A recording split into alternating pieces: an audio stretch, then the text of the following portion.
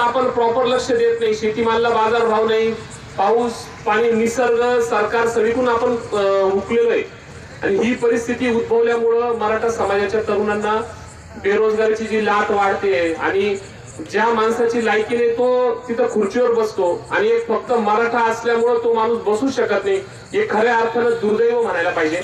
आपल्या देशात जर संविधानाने आपल्याला अधिकार दिलेला आहे का आपण कोणीही कुठेही जाऊ शकतो, कुठेही बसू शकतो, तर मला असं वाटतं ते एक तर असं झालं पाहिजे का ज्याची क्वालिटी आहे त्याला त्या खुर्चीवर बसवलं पाहिजे.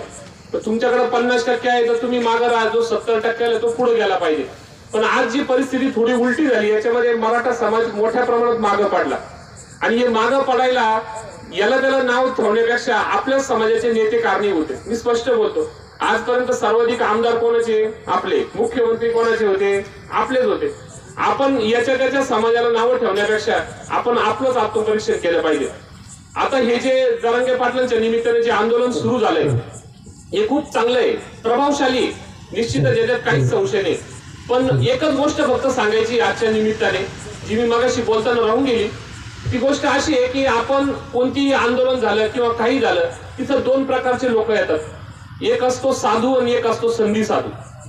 बरेचसे लोक, आता मी काही कोणाचं नाव घेत नाही किंवा व्यक्तिगत टीका टिप्पणी करत नाही, पण बरेचसे लोक ह्या मराठा आरक्षणचा आपली पोळी कशी भाजेल किंवा आपल्याला त्याचा राजकीय फायदा कसा होईल या दृष्टीने सुद्धा काम करताय. हे सुद्धा आपण निश्चित ओळखलं पाहिजे. ही सगळ्या मराठा समाजाला गरजेची गोष्ट आहे. कसं होतं, आता समजा हे उपोषण चालू आहे, मग आता लोकांना वाटतं मराठ्यांना आरक्षण मिळेल, शक्यता आहे, मग याच्यामध्ये आपला हातभार राहिला पाहिजे, मग आपण कुठंतरी थोडं प्राधान्याने जर पुढे गेलो तर आरक्षण आणू शकतो. मग अशा परिस्थितीमध्ये आपल्या राजकीय भूमिका बदलायच्या, आपण काहीतरी उलट पालट करायचं. तसं जर खरं बोलायला गेलं तर मगाशी विषय चालू होता की या मतदारसंघामधले जे आमदार आहे, मंत्री आहे, भुजबळ साहेब, ते आपल्या आरक्षणाला विरोध करतात. पण आता मी तुम्हाला एक प्रश्न विचारतो, आजवर या मतदारसंघात सर्वाधिक मतदार मराठा आहे, मग भुजबळ साहेब आमदार कसं काय झाले? भुजबळ साहेब आमदार झाले कारण समोर उभा असणारा उमेदवार मराठा होता. मी तर असं म्हणेल की मराठा उमेदवारामुळे भुजबळ साहेब निवडून येत होते. अशी परिस्थिती परत येऊ नये ही गोष्ट फार गरजेची आहे. त्याचं कारण असं आहे का आपण आपल्याच माणसाचे कुठेतरी तंगडे खेचतो. सत्तेत कसा बसतो, एक पुत्र आणि एक गाढव होतं भाऊ, आणि त्यांच्यात अशी एक शर्यत ठरली का या भरोस फाट्यापासून जो विंचूरला अगोदर जाईल तो राजा. कुत्र तर हसायलाच लागलं, हे गाढव काय चालेल म्हणे, मी तर लय जोरात पडतो म्हणे, मी असा पडत नाही तर हे निम्म्याला सध्या तेव्हा मी पोहोचून जाईल म्हणे 3 पाठीवर. चाल म्हणे, शर्यत लागली, गाढव आणि कुत्र फिरायला लागलं. आता दुसरी गोष्ट आहे का, आता गाढव आणि कुत्र सोबत निघालं, गाढव त्याच्या स्पीडने चाललं, कुत्र्यानी गल्ली बदलली का आपलेच दुसरे कुत्रे येऊन त्याच्याबरोबर भांडणं करायचे. गाढव ते पुढे निघून गेलं, कुत्र्याला आपल्याच कुत्र्यांच्या विळख्यात अटकलं.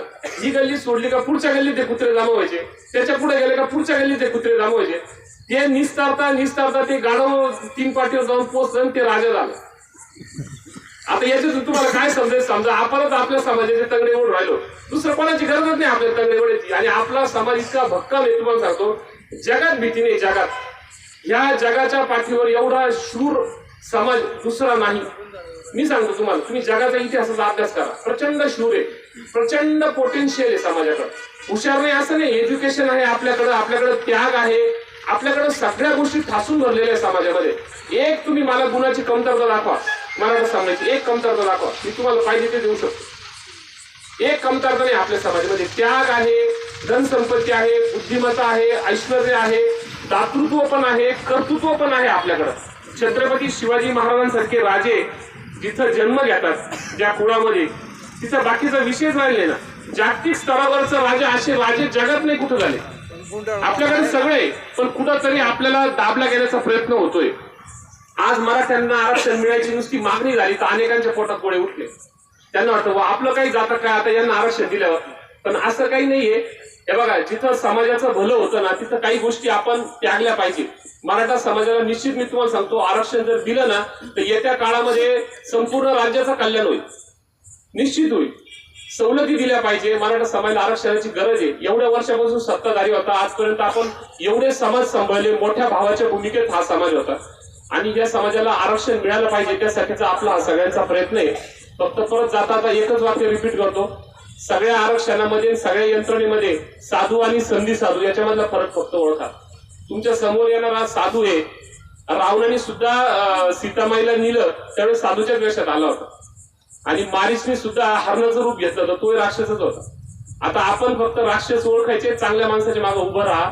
जसं आपण जरांगे पाटलांच्या मागे उभं राहिलो, आज 100% छाती ठोकपणे आपण सांगू शकतो. मी मराठा आरक्षणाचं ज्यावेळेस जरांगे पाटील उपोषणला बसले होते ना, त्यावेळेस मी काही फार टेन्शन घेतलं नाही. आता म्हटलं उपोषणला बसतात लोक, राहतात. तुम्हाला माहिती आहे उपोषणला लोक कोण बसतं, कसे बसतं, कोण त्यांना बसवतं. मी सुरुवातीला 8-10 दिवस भाऊ टेन्शन घेतलं नाही, खरं सांगतो. म्हटलं हा माणूस कुठेतरी मॅनेज असेल. माझे जालन्याचे काही काँग्रेसचे मित्र आहेत तिथं, मी त्यांना फोन केला, म्हटलं वा जरांगे पाटील कोण माणूस आहे. अहो काय दादा, एकदम साधा माणूस आहे. साधा माणूस आहे, कुठल्याही प्रकारचा बॅकग्राऊंड नाही, कुठल्याही प्रकारचं छक्के पंजे न खेळणारा माणूस आहे. म्हणजे खरंच साधा माणूस आहे. म्हणजे जेन्युन, आणि या माणसाचा कोणत्याच पक्षाची काही संबंध नाही ना, हा कोणत्या राजकीय पक्षाचा टिकली नाही.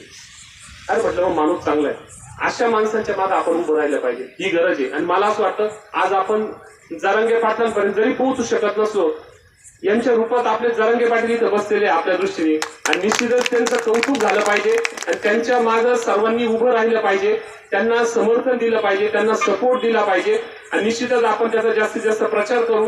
आणि खऱ्या अर्थाने मराठ्यांना ज्या दिवशी आरक्षण मिळेल त्या दिवशी जर जरांगे पाटलांचं नाव जर कोरलं गेलं तर आम्ही दोस्तचं नाव कोरलं गेलं पाहिजे.